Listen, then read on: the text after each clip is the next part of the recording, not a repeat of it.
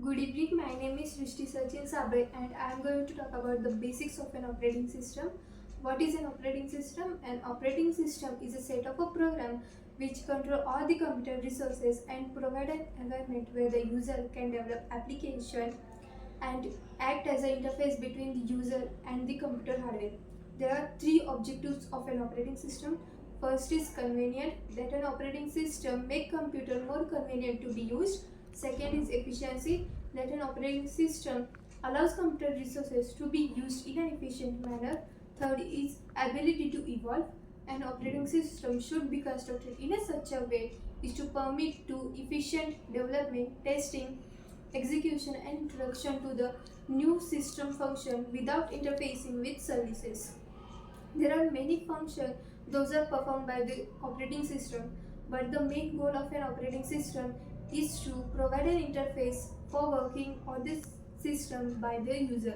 First function is memory management, that an operating system deals with allocation of the main memory and other storage areas of a system program as well as the user program and data. Second function is security, that by means password and other similar techniques that preventing unauthorized access to the programs and data. Third function is control over system performance, that is an operating system performs recording delays between the request of the services and response from this response from the system.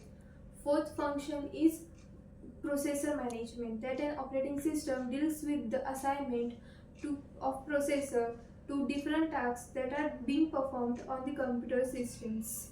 And there are several types of an operating system, like batch operating system, multiprocessing operating system, multiprocessor operating system, real-time operating system, uh, uh, serial processing operating system, and etc. are the types of it. Thank you.